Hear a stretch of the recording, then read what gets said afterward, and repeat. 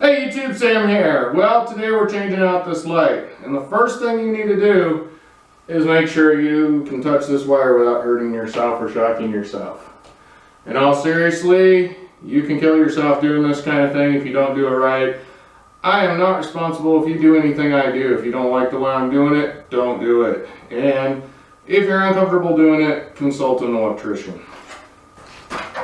No light other than natural light coming in through the window, so hopefully this turns out well. But the reason for that is because I'm getting ready to put this LED 1 foot by 4 foot LED flat panel ceiling fixture in, and I'm hoping it's as simple as unhooking the one that's up there. Hopefully there's a box up there and I can hook this one in, but time will tell. It has a 45-year of vivid light up to. So take what you get from that. That could mean a year from now it could die, and they say, well, it's up to 45 years. Who knows? I'm sure somewhere on this it'll say made in the USA with parts assembled somewhere as well, but maybe not. 4,000 lumens up to 50,000 hours of light. It shows on the picture here, it shows it on like both ceiling and wall mounted, because it's very, very thin, as you can see. Quite thin. Even the box itself is thin, and it fits inside the box. And I have yet to see lighting evolved, LED lighting evolved. I have yet to see an actual name brand on this, so we'll see.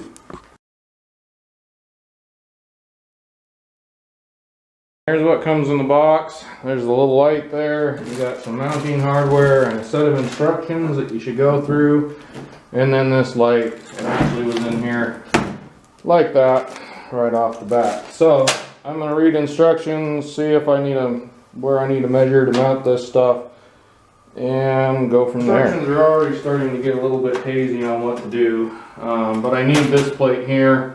And I know it's not going to sit flat with the wall with this on here, so I'm going to pop these off real quick. Oh.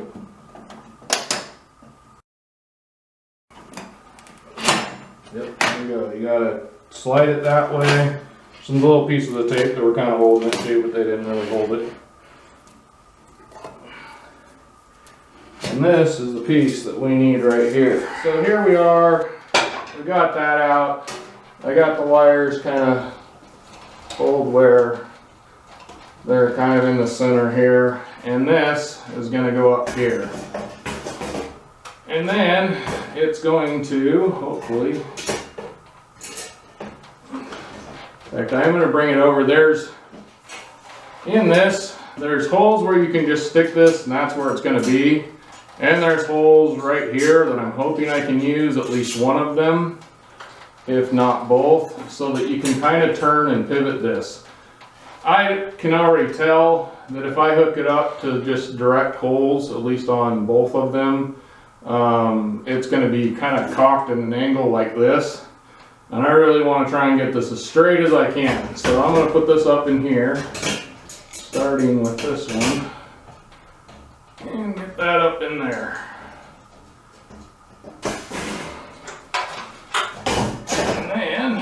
This one just goes straight into a regular hole. So one of them you're going to be able to get in like you want it. One of them you're going to have so you can pivot it. So it's just going to pivot on that one like that. So I'm going to snug this up, get this exactly where I want it, and then I will be back. So I got this up here. I got it so I can still kind of move it back and forth. I'm going to kind of eyeball it for now. And there's a couple ways we can do this. I could maybe measure the wall over, but I can flat out guarantee that wall is probably not perfectly straight, but the eyeball probably won't notice it. Or better yet, I'm going to go stand behind you and I'm going to look directly at this after getting it close as I want. And remember, your camera is probably not perfectly aligned with where it needs to be to make it look straight to you. It took me a while trying to figure this out. I'm not even sure if I still got it very well, but from eyeballing it, it looks close enough. Tried measuring from the wall over, and from this corner to this corner was like almost an inch off as far as if I line it up the way that is, and I know it's way that way on this side if I do that. So just eyeballing it best I can. Then we got the Sharpie here. There's several holes. I believe it's the outer 4 corners. It didn't really specify in the instructions as well. I got to pull this back off and drill all those with a 1/2 inch drill bit, hoping I don't hit any studs. Well, if I hit studs, it doesn't matter. I'll just use some different types of screws. But this comes with toggle bolts, and I'll show you those a little closer when I get back down. Here's your toggle bolt right here, and you're going to drill your 1/2 inch hole, and that is going to go up in there and then pop open on the other side. And then as you tighten this right here holds this in. Now, so if you get this wrong, you lose this piece right here. The instructions tell you, oh, this is your last chance, nothing else. You can go buy these at just any hardware store you go to. You can ask for these and they'll have them. They may not be exactly the same, but they'll be close enough. Anyhow, so try and do it right the first time. We hopefully will do it right the first time. But if you don't, you do have more shots. You just give yourself more work. So I got my 1/2 inch drill bit, got my holes marked. I'm just gonna stick that there and drill her in. Wow, I got it on hammer drill. All right.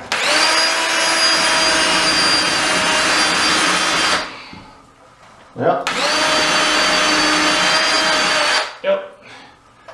Hit a stud. That's all right. Now I can show you what you do if you hit a stud. Didn't hit a stud there. So, are they going that way? I think they must be going that way. So we probably hit a stud over here maybe. If we do, then at least I know we are close to the same area anyway.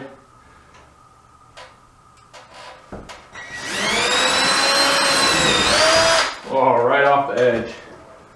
So over here is the stud for that one. I'm probably close to the edge on this one. I'm not going to mess with it. They're close enough. Alright, so I ran out of room in my card there, so I don't know exactly where we ended at here. I drilled the holes, is probably where it's going to be cut off at, somewhere in there. 1/2 inch holes all the way around. Put the toggles up through this plate right here, so we'll let those kind of bottom out down here. And I left this one out because pretty sure we're going to hit a stud somewhere in that one there. So now we're going to grab the screws again here and just put this back up in its spot. The toggles are going to kind of get in the way and want to go in holes here, so you got to kind of mess with that. Don't put those toggle bolts in too far, or that'll probably make it a lot more difficult. Okay, a little bit more. So that's hold it. Alright. Now I gotta go find the other screw. But this will get me there anyway. Now I'm just gonna shove these toggle bolts up in the hole here, but we do have to bend this down. So honestly, this is kind of a pain in the butt and not a well thought out process here, because there's no other way of doing this other than kind of bending this up a little bit. So you got to put these in first, because if you try and stick the screws up, or the toggle bolts up into the attic and then pull them out, you'll lose them. So these have got to be in here first. So just a matter of dangling them into the holes, shoving them up in there. That one. Now with this one, not positive it's going to work, because we have the 2x4 going across here where this one's going to hit. But I'm just going to make sure that that toggle is facing this direction, the same direction as the 2x4, and hoping that we are able to get it by it. It might be a pain in the butt to do. Yeah. I don't know if this one's gonna go. There we go. Got it up in there. Alright, so I'm gonna go grab the screw this up in here, kind of mess with it, because see, it will move around a little bit, so you're not completely in the woods if you're a half inch off here. One other thing, kind of finish these off to tighten them. Pretty much how to tighten them by hand. Otherwise, if you try to use like a screw gun or screwdriver, it just would push up in the wall, and those toggle bolts just don't hold it that way. So you got to kind of hold down on it and turn it by hand, pretty much all the way. And then this last little bit seems like they work better with the finish screwing these up. Don't need to be super tight because that's just kind of more of a locator. Maybe.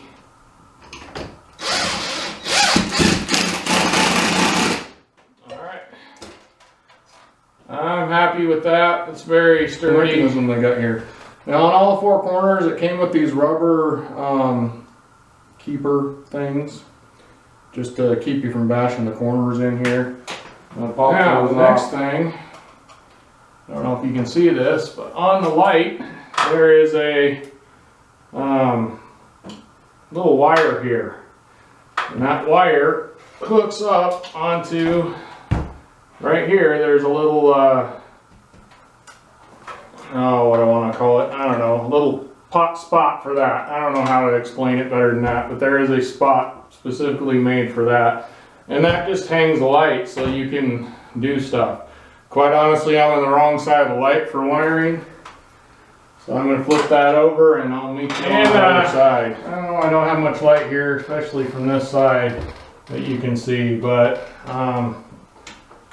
the wiring's pretty simple. It's black to black, white to white, and green goes to your copper or ground wire here. So quite honestly, the wires coming out of here are smaller than I would like, but I'm going to make them work because I don't want to put pigtails in here if I can help it. And it comes with your wire nuts here for wiring everything all together. These wires are still hanging. They're a little tight, but they're hanging loose enough. If I do this ground where it is, I'm not going to trust that that's going to hang from there. I need this held up and then it'll be fine. So I'm going to go get my son to hold this up. I'm going to hook in the copper one here, and then we'll be back with the next step here. With the help of my son, I actually got this up in there. I push those up inside the box there, and then these are laying across here on the inside. You just pop those up and then they go into the little screw that's sitting there that I was talking about earlier, if that makes it into the video, but there's just a little screw in it. Just like that, it goes up and over and then it holds right there. Now, I've been kind of fighting this thing, trying to bring it that way up and over, which is how you're supposed to do it, but I think these need bent down some more, and I actually bent them down some, and I'm definitely fighting it. So we'll see. I'm actually, before I go any further and finally get this up here and don't want to move it again, I'm going to go turn the light on, turn my fuses on, or turn the breaker on, turn the light on, and make sure we got light. Well, I've turned my breaker back on, and I have not tested this yet, so you are going to find out if it worked with me. Ta-da! Wow, that's a lot more light. But I'm also got the breaker on, so don't be touching things up in here. And I think I'm not really blaming it on the light here. I think my ceilings they're pretty wavy, and I'm thinking it's hitting on other parts of the ceiling, and this doesn't want to quite lay flat up there. So I'm going to try it one more time like this, and then I'm going to really bend those down. I'm going to try and get this to go up one more time. This is one of those places where you need to choose how you want to do something. You're supposed to pull it this way on those ramps there, and then be able to shove it into those, but they're not shoving. For some reason this side keeps falling off.